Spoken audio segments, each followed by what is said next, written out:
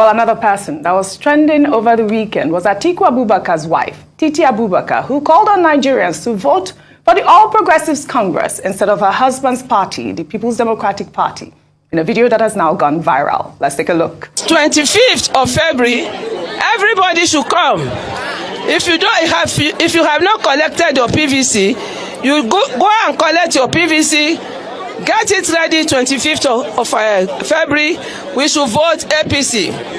Well, reacting to the video, the spokesperson for the APC Presidential Campaign Council, Festus Keyamo, on Twitter wrote, "Wife to Atiku, Titi Abubakar, has just urged Nigerians to vote APC on February 25th next year. In all honesty, this is obviously a slip of tongue, but we hold the view that it is unreasonable to make a mountain out of such molehills, especially when you quickly correct yourself." While Sam wrote, "These people are confused because they are basically in both parties. They have spent too much time in both parties, not to misplace their current party name to either the two, PDAPC, according to Tinubu.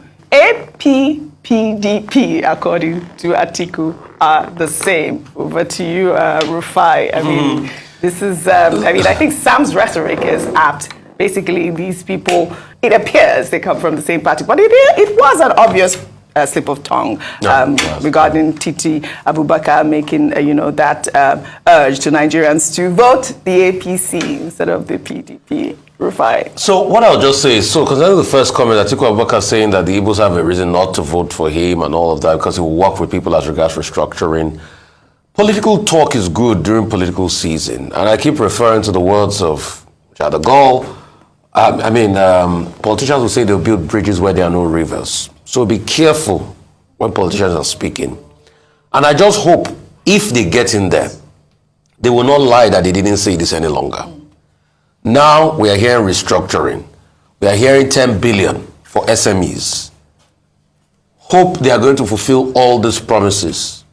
Because we had $1 to 1 naira. We did. We had student loans. We had many promises, too numerous to mention. In fact, if you had listened at the campaign trail, it would have been like, oh, Nigeria would have turned to paradise if they had won that time. But today, 133 million people in poverty. Life is terrible for people. Jackpot syndrome is the order of the day. High level of inflation. Hope it's not going to be this way. Because you see, in all of this, who I'm more concerned about is the Nigerian people that are suffering, not the political class. The political class, they are sorted. They are the creme de la creme of society. Today, fuel scarcity is still on, a couple of days to Christmas. It doesn't affect them because they'll get fuel. Their aides will get everything good for them. They will get the best things of life. But it is you out there that you're suffering and you are fighting on social media over these people that will never get it good. So be thinking of yourself and introspect. For Ms. Atiku's wife saying that vote, what is it called? It is gaffe season, political season. So I'm sure they too can have their own laugh, like they've been laughing at the APC candidate for making all the gaffe. But one thing remains. We should ask ourselves the question, why is it that whoever we vote, life of Nigerians have not changed over the years?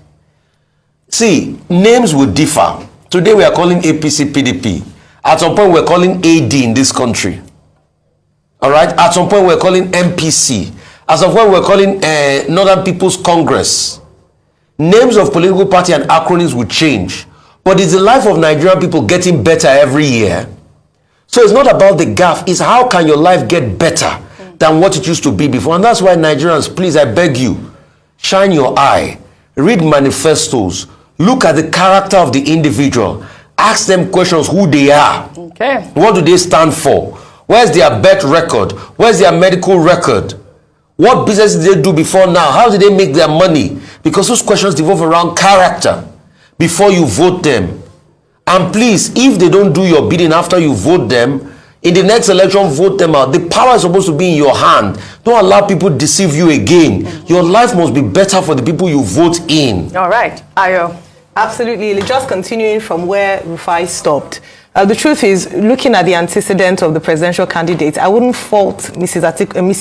Titi Atiku Abubakar, because at a point you become confused when you have gone from SDP to AC to PDP, then to APC, then to PDP. So sometimes I wonder, which election am I in now? Which party should I be supporting? I mean, that's on a lighter note. But seriously, though, just like what Rufai mentioned, that beyond, it's not, why is there cross-carpeting with candidates? Of course, there are many reasons why you would cross-carpet, and it's allowed. However, this brings the question as to what are the ideologies of political parties in Nigeria. Because ideally, when you identify with a particular political party, there must be a strong reason why you've chosen to go on the platform of that party.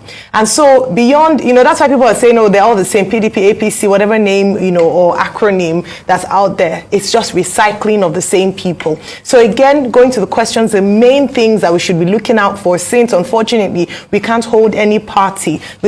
Some do have ideologies, but if you ask people who vote for that party, they wouldn't tell you what they stand for or what their beliefs are. So what you're looking at, as we've mentioned again, is the candidate now, ensuring that this person represents the Nigeria of your dreams, the Nigeria you want to see in the next dispensation. Very well said, Ayo. Dr. Bati. Well, first, for Mrs.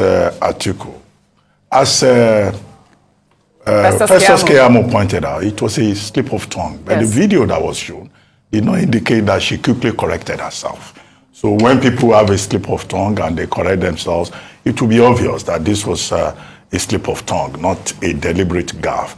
And in any case, you'll recall that in 2014, the same presidential candidate of the PDP was a member of the APC. He left the PDP and picked up the membership card of the APC. So Mrs.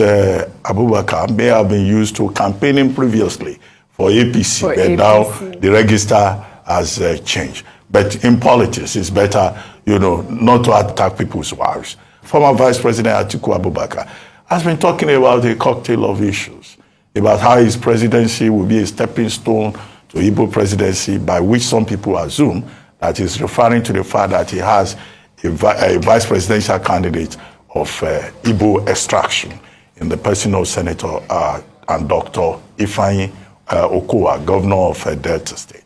He talks about reviewing the Constitution.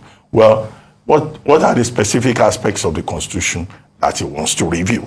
He talks about restructuring. Nigerians have many ideas about restructuring, and restructuring means many things to many people. I hope that, it's not enough to just make all of these promises. He will spend $10 billion for SMEs. Well, I just saw one report talking about debt service to revenue ratio in Nigeria. And that report was saying that that's about 86.07%. And that in fact we face the risk of debt service to revenue reaching over 90% by December this year. And the report, I think that's a report by Afrinvest, was saying that next year, the major challenge for whoever becomes president will be what to do about this revenue crisis and this debt service to revenue ratio. These are the kind of concrete things that I think the candidates should be talking about, instead of general promises. But as I pointed out earlier on, if you make the promise, just remember that people are taking note and you'll be reminded. I think that there is, a substantial segment of the population that has moved beyond politicians coming to say they will turn 1 naira to $1. No, questions will be asked.